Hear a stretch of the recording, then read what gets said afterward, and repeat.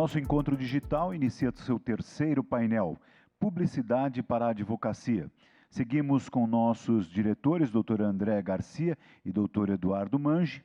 A mediação neste painel será feita pelo Dr. André Garcia, a quem passo a palavra. Muito obrigado. Boa noite a todos e a todas. Já podemos dar boa noite agora. Boa noite àqueles que nos acompanham ainda conosco. Temos mais de 2.000 pessoas. É uma satisfação estar aqui acompanhando. Que eu gostaria de dar os parabéns para a nossa presidente Viviane Girardi, para a nossa diretora cultural Silvia Pachkowski, pela maravilhosa organização desse evento. Realmente é um recorde de público, mais de 6.000 inscritos. E esse evento vai estar disponível depois em todas as nossas redes no AspFlix. Convido a todos, inclusive aqueles que ainda não são associados, que se associem para que tenham acesso gratuito depois a esse maravilhoso serviço de streaming que nós temos. E já fazendo então essa publicidade da ASP, faço conexão a esse nosso painel que trata de um tema transversal que a todos interessa, esse novo provimento que tivemos agora em agosto, provimento 205, que trata da publicidade na advocacia para os advogados, publicidade, propaganda, marketing, fala em publicidade ativa, publicidade passiva, temas com conceitos assim tão diferentes que a gente precisaria entender qual é o detalhamento disso, e nós temos o privilégio de contar hoje com a relatora do provimento, propriamente, a conselheira Sandra Krieger, a quem vou já fazer a apresentação, e também com a especialista no assunto, doutora Juliana Pacheco, que também se debruçou longamente nos últimos 2 anos a respeito do tema durante todas as audiências que tivemos. Então, vou fazer rapidamente, até para não nos alongarmos, estamos com o tempo estourado já do evento, vou fazer as apresentações. A doutora Sandra Krieger Gonçalves é advogada, mestre e doutora em ciência jurídica pela Universidade do Vale do Itajaí, especialista em administração pública pela Fundação Universidade Regional de Blumenau, conselheira federal da Ordem dos Advogados do Brasil pela Seccional de Santa Catarina, conselheira nacional do Ministério Público e professora titular e efetiva de Direito Processual Civil e Direito Administrativo na Universidade Regional de Blumenau. E a doutora Juliana Pacheco é advogada, especialista em gestão legal com experiência de 20 anos, membro da Comissão Especial de Gestão, Empreendedorismo e Inovação do Conselho Federal da Ordem dos Advogados do Brasil, responsável pelo Seminário de Marketing da FENALO desde 2018, fundadora da JP Gestão Legal e do Busca Júri, autora do livro Marketing Estratégico para Advogados. Com esses currículos, nós já podemos ver que será um excelente painel. E para tratar do tema Perspectivas para a Advocacia diante da decisão do Conselho Federal, por 20 minutos, eu convido a doutora Sandra Krieger. Boa noite, doutora Sandra. Querido André, meu amigo de sempre, da advocacia, da ASP, do Conselho Federal, é um prazer e uma honra estar aqui, convidada da ASP e mediada por você. E queria também, na sua pessoa e na outra pessoa, da presidente, cumprimentar todos os associados. A doutora Viviane Girardi, primeira mulher a presidir a maior associação de advogados e advogadas da América Latina, né? E dizer a ela minha homenagem pela primeira vez, né? A nossa primeira vez como mulher em algum lugar, algum posto, ou como membro integrante do sistema de justiça, é sempre um desafio e é sempre um grande prazer. Eu queria muito cumprimentar toda a diretoria e todos os demais professores aqui da ASP. Queria cumprimentar também a Juliana Pacheco, com quem eu convivi muito nesses últimos meses, por conta do famoso provimento da publicidade e da advocacia. Eu só vou fazer uma retificação do meu currículo, André. Eu fui conselheira do Conselho Nacional do Ministério Público até 22 de outubro. O mandato é de 2 anos e esse biênio se encerrou. Eu estou concorrendo novamente, mas ainda não, a OAB ainda não escolheu os 2 representantes da advocacia brasileira no CNMP e no CNJ. Então, só fazendo esse registro. Estou concorrendo, mas não sou mais conselheira. Meus queridos amigos e amigas, caros advogadas e advogados aqui, os 2.000 que nos assistem, todos os que certamente assistirão depois. A mim foi incumbido, como conselheira federal, por um sorteio eletrônico, a relatoria do provimento. E nesse papel, o que me coube foi gerenciar as discussões em torno do assunto, que foram estendidas em 32 horas de sessão plenária do Conselho Federal só desse assunto, com a participação sempre de todos os conselheiros de todas as bancadas. Como sabem, a OAB é composta de uma estrutura muito similar à do Senado, né? Então, os 81 com cada 3 conselheiros por bancada. Muito se discutiu antes, durante e agora depois, em torno desse famoso provimento, né? O antes a proposta foi precedida de praticamente 2 anos de audiências públicas com a advocacia brasileira em vários e vários lugares, né, seccionais e depois com a pandemia, com videoconferências. E muito se ouviu, né? Os segmentos, os grandes escritórios, os médios, os pequenos, a jovem advocacia, muito se debateu. E o grupo de trabalho, integrado por conselheiros e pela conselheira federal Grace Stocker, e também pelo presidente aqui do TED de São Paulo, propôs um texto. O provimento, portanto, foi proposto pelo secretário-geral adjunto da OAB, né, federal, e aí distribuído a mim como relator. Então, essa é um pouquinho da história do antes e do durante. E o depois, né? Nós temos um texto, que, como eu disse, foi feito a muitas mãos. Então, ele não tem mais uma autoria, isso aqui é um texto, enfim, subscrito por alguém. Ele é resultado de uma construção no plano de vista do plano legislativo, de ter um entendimento a respeito da temática capaz de dar modernidade em face da tecnologia toda que nós tivemos a partir do provimento 94, que era o último que se falava nesse assunto, do ano 2000, né? E, ao mesmo tempo, oferecer aos advogados e advogadas, militantes, segurança jurídica e às sociedades a necessária integração de aquilo que prevê o Código de Ética, que não foi em nenhum ponto revogado, nem não há antinomias, né, com relação ao Código de Ética, mas um detalhamento e uma apropriação daquilo que é a conduta ética do advogado para a realidade. Então, a intenção desse provimento foi essa. E ele vem com uma construção que é preciso ser analisada em todo, como toda norma jurídica, sistematizadamente. Os conceitos que estão ali previstos, eles guardam necessária correlação com o Código de Ética e com outros provimentos da advocacia, tal como o exercício irregular da profissão, tal como a responsabilização com relação ao cliente por aquelas informações que se dá. Então, a gente não pode tratar desse provimento como se ele fosse uma norma isolada de um contexto sistemático e tampouco que tivesse inovado com conceitos que, para nós, já são assentados, tal como a vedação da captação de clientela, a vedação da mercantilização da advocacia, que significa, de todo modo, tratar o serviço da advocacia, o trabalho do advogado e da advogada, como se fosse um produto que pudesse ser vendido no mercado.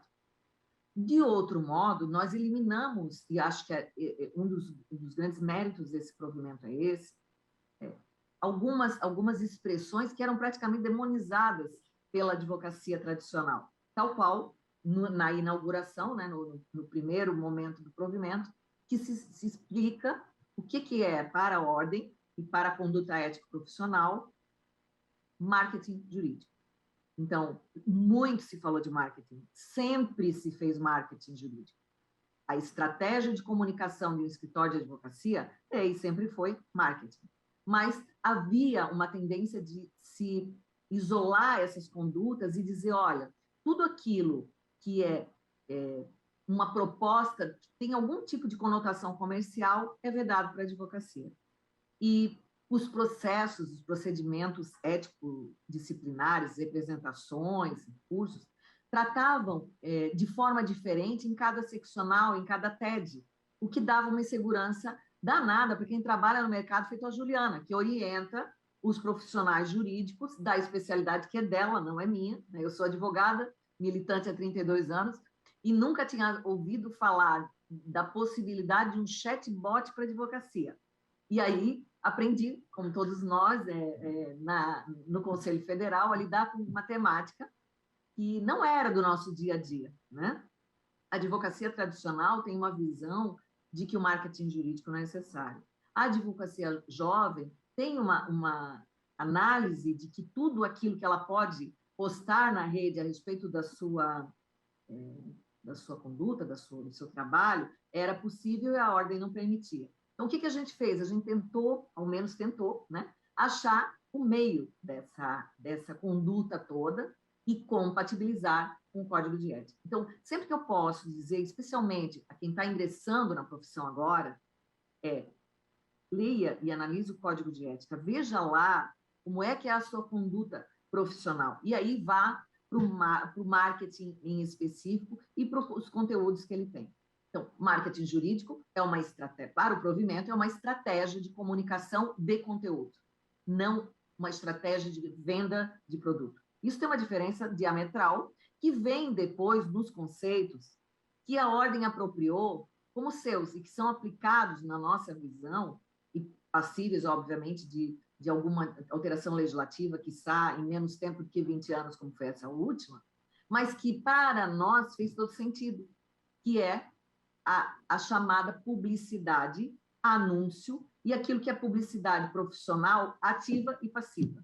Então, ouvidos os profissionais da área, em grande parte, se discutiu que essa terminologia, essa classificação que a ordem deu, né, que o provimento deu, é uma classificação não doutrinária do povo lá da publicidade, da ciência, né, que informa essa atividade, que é uma ciência também, né, uma atividade científica como a nossa, mas que no nosso caso jurídico fazia sentido. Então, o que a gente fez? A gente tratou primeiro de uma questão que é fundamental quando a gente fala em publicidade na advocacia, está lá no começo, logo depois do marketing jurídico, que é a informação verdadeira, né?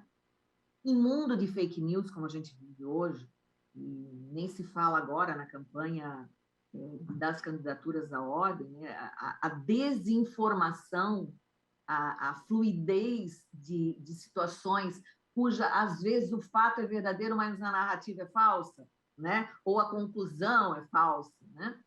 Mais ou menos como a petição inicial, que da narrativa dos fatos não decorre o pedido, é assim que hoje acontece em relação a tudo aquilo que a gente chama de informação na rede, né? Então, o provimento ele já começa dizendo, olha, tudo aquilo que você divulgar a seu respeito vai ser falta disciplinar se isso não for verdadeiro. E aí ela deu parâmetros, né, que não havia nesse sentido. Então, eu posso associar minha carreira única e exclusivamente a de professor, mas eu também posso fazer um anúncio mesmo, inclusive estimulado pelo Google, pela rede social que seja, né, pelo Ads, enfim, quando eu estiver lançando o meu livro, por exemplo. Então, eu posso fazer uma publicidade ativa, que é o quê? Anunciar que eu estou em tal dia lançando tal livro, que esse livro trata de tal assunto e que será vendido, será feito um coquetel de apresentação, enfim, né? Isso eu posso associar com a minha profissão de advogada. As demais, eu não posso associar. Então, continua valendo o Código de Ética em relação... E aí estou indo na estrutura do provimento, né? Falando dele recortadamente, mas no todo é a sequência. Então, denota-se desse provimento que a preocupação foi: nós não podemos vincular a advocacia a mais nada, a não ser magistério. Eu não posso ter uma sociedade de contabilidade e advocacia no mesmo endereço. Isso sempre foi assim, né? Muito embora alguns tenham achado uma maneira de fazer isso subrepticiamente, mas o fato é que, para a gente na advocacia, o serviço jurídico, o trabalho jurídico, essencial à administração da justiça, essencial à defesa dos direitos coletivos e individuais, é um trabalho que independe de outra profissão e, portanto, ele não é associado a mais nada. Ele não pode ser vendido como mais uma atividade de uma empresa. No entanto, agora, com a inovação do provimento, a gente pode se instalar no mesmo lugar, o que não podia com outras profissões, que é o chamado escritório compartilhado, ou, vindo do inglês, o coworking, né? O trabalho coletivo. E aí também se discutiu muito, e o provimento fixou. Coworking pode não só partilhado entre advogados e advogadas, mas também com outras profissões, desde que essa oferta não seja uma oferta associada. Porque hoje, no tempo moderno, especialmente depois da pandemia, a ordem não podia fechar os olhos para a realidade da advocacia nacional, e uma delas é a necessidade de apropriar recursos e investimento do escritório. Então, o espaço compartilhado em espaços que são, na verdade, não alugados, não instalados, mas que podem ser objeto de um cartão, de um anúncio do prédio, podem ter outros profissionais compartilhando esse mesmo espaço. Né? Então, isso é uma inovação, mas isso não é implicitamente a possibilidade de oferta de serviço casado. Né? Então, há uma diferença em relação a isso. Ainda na estrutura do provimento, a gente tem no artigo 2º os conceitos, esses que eu acabei de mencionar, né? De publicidade jurídica, de publicidade ativa e passiva. E, em geral, é o quê?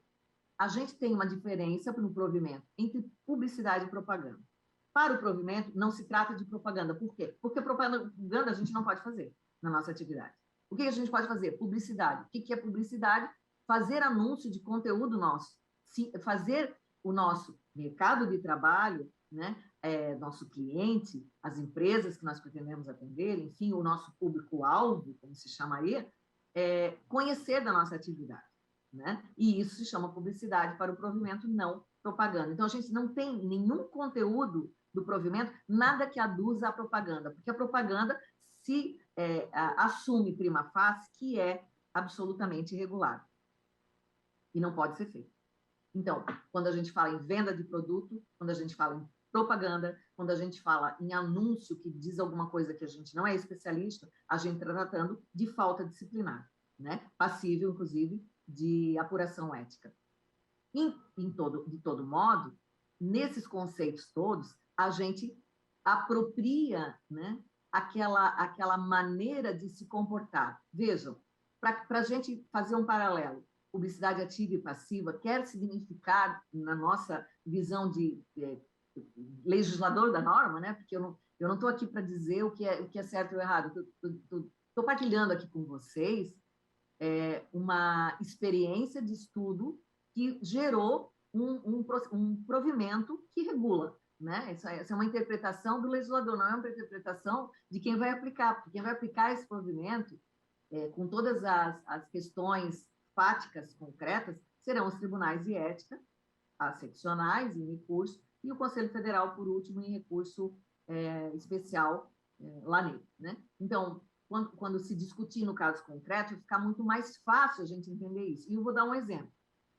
A gente podia divulgar o nosso site na rede, né? Então, o www, algum escritório, com uma página, com conteúdos que aludiam à nossa especialidade, já era uma publicidade possível antes do provimento. E isso o provimento tratou como uma espécie de publicidade chamada publicidade passiva. Alguém me procura na rede e me acha.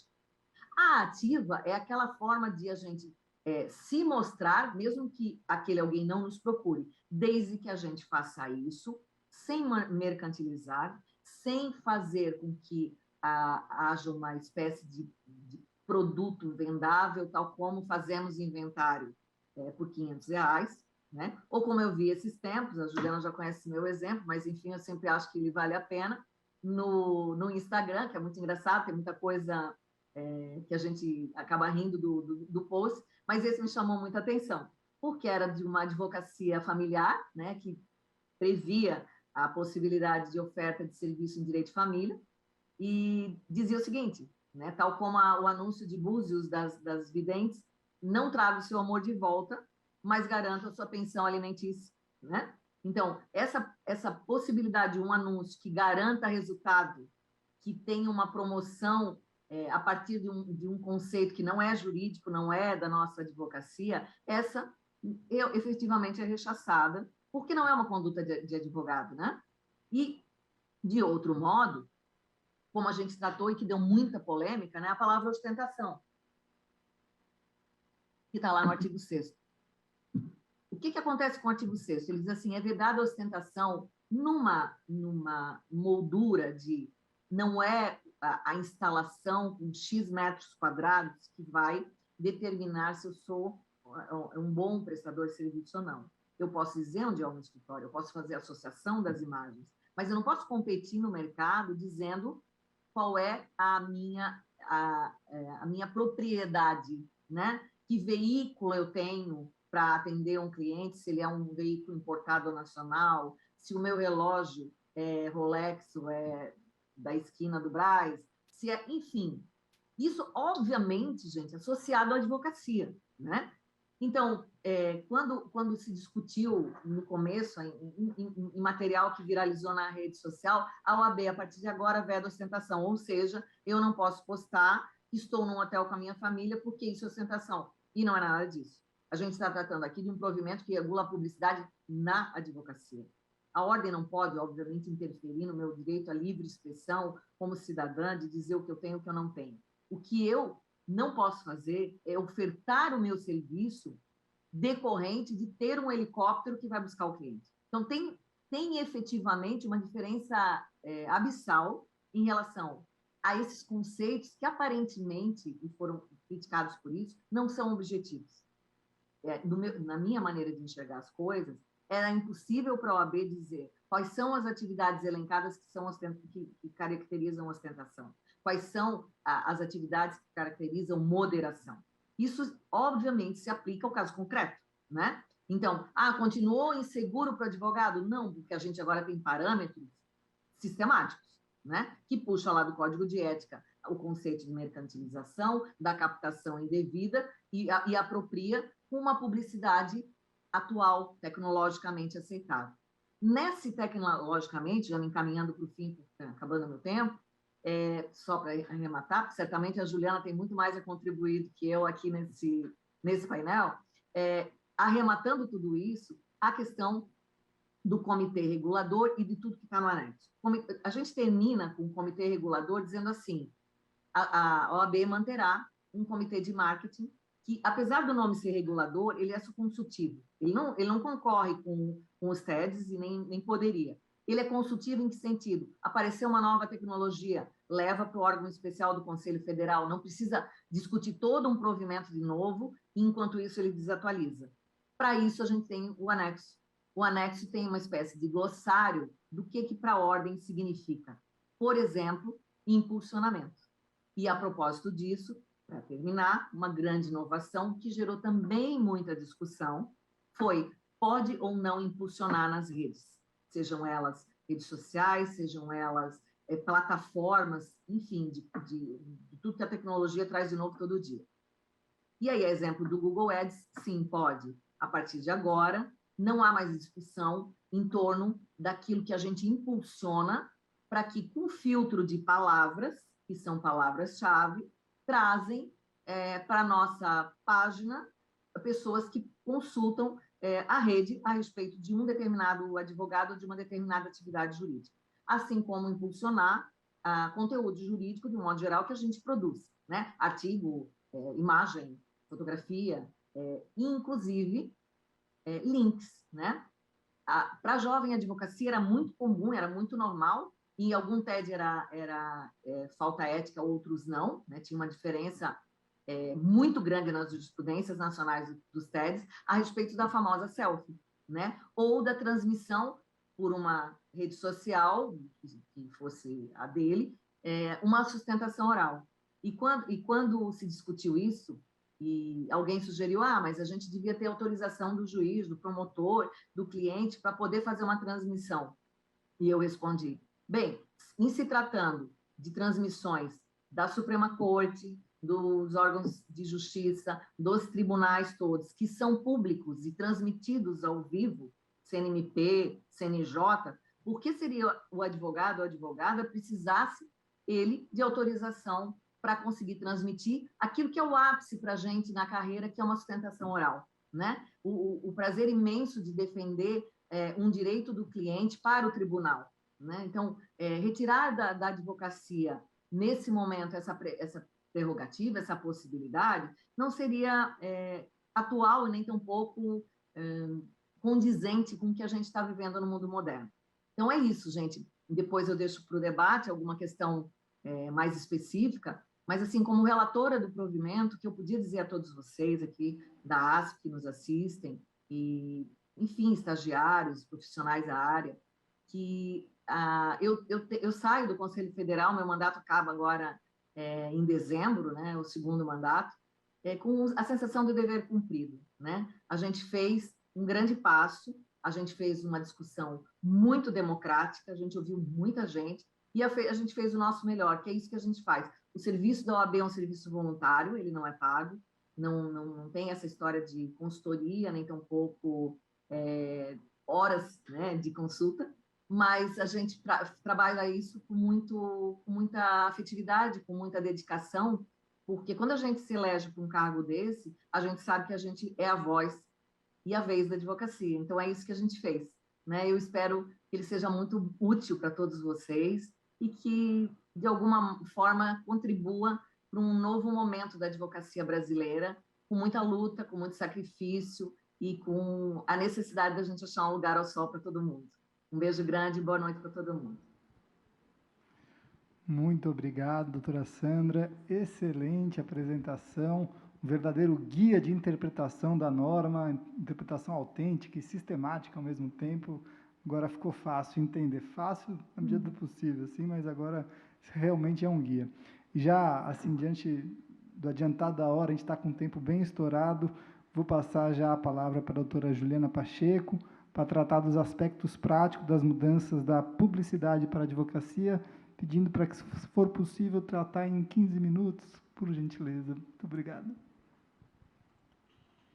Combinado, André. Muito obrigada pelo convite. Antes de mais nada, o evento está realmente incrível. Ficou fácil para todo mundo entender e agora ficou super difícil para mim poder falar, né? Porque a Sandra já disse tudo, então não sobrou muita coisa para mim. Poderia só falar assim, voto com a relatora, que já está excelente. Mas vamos lá, eu vou tentar contribuir um pouquinho mais, serei super breve. Como a Sandra mesmo já disse, e, de novo, é um prazer imenso poder dividir um painel com ela, sempre aprendo um pouco mais. E só para constar, a Sandra prefaciou a nova edição do meu livro, Marketing Estratégico para Advogados, que, coincidentemente, saiu ontem. Então, foi uma honra muito grande e, em breve, a gente volta a falar sobre o assunto. Então, vamos lá. Em relação ao novo provimento, tão esperado provimento sobre a publicidade, né, que no início a gente nem sabia exatamente se seria um provimento, se seria um novo código de ética, o que exatamente seria, e nós fomos presenteados com o provimento 205 de 2021, que realmente foi um momento e um período muito democrático que a OAB viveu, porque eu também sou advogada e todos nós, advogados, podemos ser ouvidos, mas assim como os profissionais da área. Então, por exemplo, nós temos um grupo de especialistas em marketing jurídico, a Sandra, a Ari, a Grace, o Kaufman, todos fizeram questão de nos ouvir, e eu acho que isso trouxe uma riqueza muito grande para esse provimento. E o que muda na prática, né? O que ele trouxe na prática? Primeiro, o que não muda? Os princípios não mudaram. Eles foram atualizados. A gente trouxe aí o provimento de 21 anos atrás, de 20 anos atrás para hoje, né? Então, foi basicamente isso que a gente tem de novo. Mas o basilar, que é a questão meramente informativa, publicidade meramente informativa, descrição e a sobriedade, continuam. Então, começando por aí, a gente já facilita o nosso entendimento. E também partindo daquilo que já era proibido e sempre foi, que é a mercantilização e a captação de clientela. Então, daí a gente já elimina tudo aquilo que é propaganda. Então, pode sim a publicidade, não pode a propaganda. Inclusive, o termo propaganda foi retirado do provimento exatamente para não gerar nenhum tipo de conclusão. E o que é propaganda? Propaganda é quando eu induzo, é quando eu vendo, é quando eu oferto, é quando eu realmente quero que a pessoa compre um produto, uma ideia, ou que ingresse com uma ação, ou que me compre uma consultoria, enfim, isso não pode e nunca pode. Então, a gente não trouxe nenhuma proibição nova nesse sentido, mas trouxemos um ganho absurdo em relação à segurança jurídica. A Sandra mesmo comentou, né? Coitados dos profissionais de marketing. Era muito difícil mesmo, tudo era, não sei, depende, qual é a sua seccional, ainda tinha essa cereja aí do bolo, que é de onde você está falando mesmo, né? Embora a gente não tenha nenhuma barreira física e com a internet nenhuma mesmo, a gente tinha essa diferença, né? Enquanto um lugar falava, pode impulsionar, outro falava, não pode impulsionar. E aí, pode ou não pode? Pode usar Google Ads ou não pode? Pode usar o chatbot ou não pode?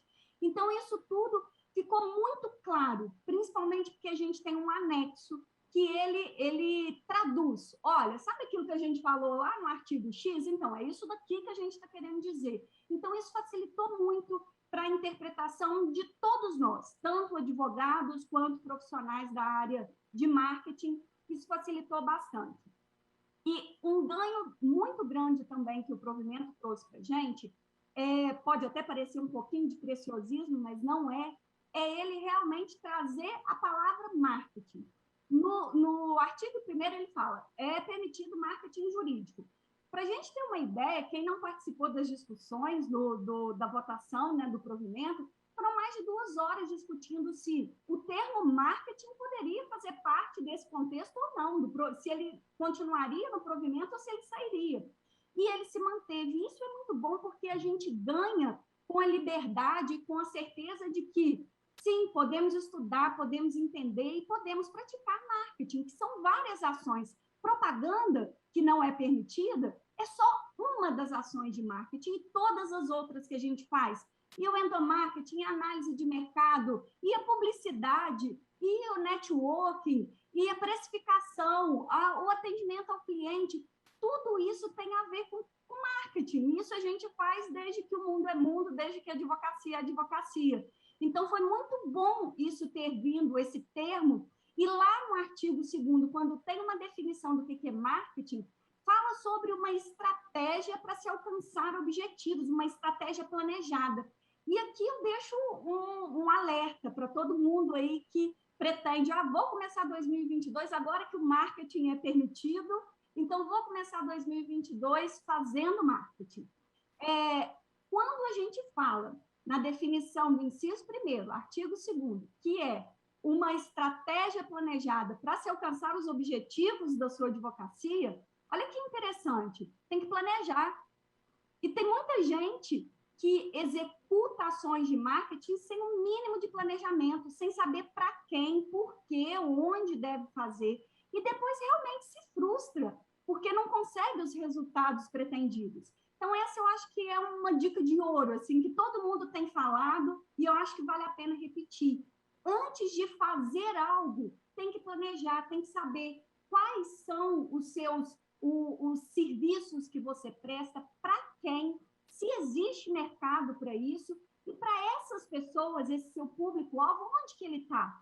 Qual é a linguagem que você fala com ele? Qual é o tipo de conteúdo que você vai mandar para ele que realmente vai ser interessante? Vai ser uma live numa rede social ou não? Ou vai ser uma palestra presencial? Então, você tem que conhecer o seu público-alvo, se conhecer, para depois, sim, pensar nesse relacionamento que você vai ter com o mercado. Além disso, a gente trouxe um conceito sobre marketing de conteúdo e publicidade de conteúdo. No provimento antigo e no código de ética, embora isso ficasse implícito que era permitido, porque falava nas colunas que o advogado tiver, isso era para marketing de conteúdo, mas isso não era tão explícito. E numa carreira, num serviço que requer tanta credibilidade, tanta confiança como a nossa carreira jurídica, quando a gente tem essa possibilidade de utilizar do marketing de conteúdo, ou seja, mostrar conhecimento, realmente expressar aquilo que você pode isso, você pode aquilo, cuidado com aquilo outro, que é o marketing de conteúdo que pode ser através de uma palestra, de uma live, de um livro, de um artigo, de um post, de um carrossel, de um videozinho gravado bem pequenininho. Tudo isso está explicitamente permitido e eu acredito que esse seja o melhor caminho para o advogado, é o marketing de conteúdo. É realmente se vender indiretamente, porque ele não pode fazer uma venda direta, mas expondo, sim, aquele conhecimento que você tem, qual é a sua especialidade, o que você faz. Gostaria também, rapidamente, de comentar quais foram os grandes ganhos, porque a Sandra comentou, a gente tem, então, a publicidade ativa e a publicidade passiva, e a gente tem essa diferenciação agora de publicidade profissional e publicidade de conteúdos jurídicos. Então, a de conteúdo jurídico é quando eu exponho, eu divulgo um conteúdo jurídico. O que tem de novo que eu posso fazer nessa publicidade de conteúdos jurídicos?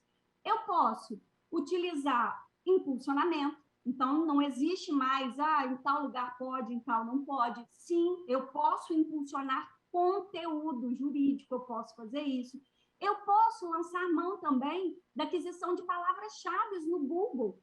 O Google, para a gente ter uma ideia, no Brasil, que mais de 74% da população utiliza a internet, o Google, entre os sites acessados na internet, ele é acessado 3 vezes mais do que o segundo colocado. Então, ele é o primeiro com 3 vezes mais acesso. Então, vale a pena estar lá? Provavelmente, sim. E você pode colocar o seu conteúdo, comprar palavras-chave para que o seu conteúdo ele seja exibido prioritariamente quando alguém fizer uma pesquisa a respeito daquele conteúdo. Além disso, ainda na publicidade de conteúdos, a gente tem explicitamente a permissão para a gente fazer as lives ou vídeos gravados. Então, está lá, está explícito. Pode sim fazer live, ele está mencionado que pode ter vídeos gravados ou ao vivo, ou seja, lives ou vídeos gravados, a gente pode expor nosso conteúdo jurídico. E no caso da publicidade profissional, a gente também pode lançar mão do Google Ads, da aquisição de palavras-chave. Então, eu posso colocar lá, advocacia criminal em Criciúma. E quando alguém fizer essa pesquisa, vai localizar a minha advocacia prioritariamente, porque eu adquiri essas palavras-chave. E isso tudo a gente está falando da publicidade passiva, ou seja, alguém buscou aquela informação. A gente tem que ter um cuidado bem grande com a publicidade ativa, que é quando ninguém buscou aquela informação e eu estou lá, né? A Sandra já comentou sobre isso. Então, o impulsionamento nas redes sociais, a gente deve aí usar bastante impulsionamento se fizer parte da nossa estratégia de marketing para o marketing de conteúdo, mas para a publicidade profissional, a gente tem que ter bastante cautela antes de utilizar. Então, assim, esses são os principais ganhos e os principais cuidados, eu diria que são, principalmente o cuidado para se falar em resultados. Ainda tem gente, a Sandra deu um exemplo ótimo, né? Não traga seu marido de volta, mas garanto a sua pensão. E existem vários outros que mencionam coisas nesse sentido, né? Ou do que eu já ganhei, ou do que eu vou ganhar. Isso não pode, de maneira alguma. E a gente não pode também se utilizar do autoengrandecimento para atrair clientes, que está sendo dito aí porque realmente veio o termo no artigo 6º como ostentação. E houve toda aquela confusão desnecessária, até porque aquele tipo de ostentação que foi mencionado, ele provavelmente, na estratégia de marketing de ninguém, ele vai trazer resultados positivos. Então, assim, acabamos aí perdendo 48 horas com uma discussão que não fazia muito sentido.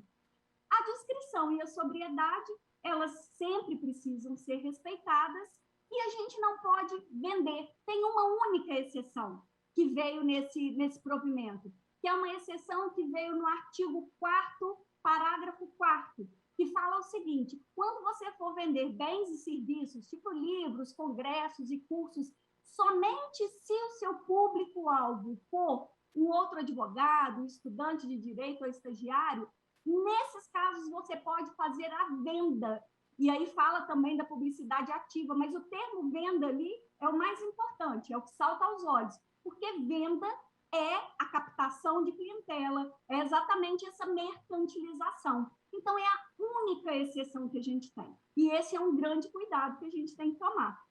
André, eu acho que eu não extrapolei meu tempo, tentei falar aqui rapidinho algumas coisas só para complementar, porque a Sandra já tinha feito uma excelente explanação, ficou pouca coisa aqui para mim, por isso que deu tempo.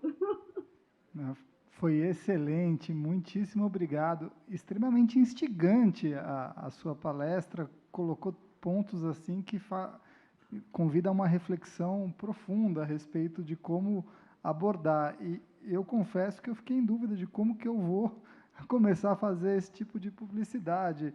Minha filha já fala que eu sou cringe, eu não sei como é que eu vou abordar agora, começar a colocar, não sei se eu vou para o TikTok, não sei. Bom, enfim, muito obrigado mesmo, doutora Juliana, doutora Sandra.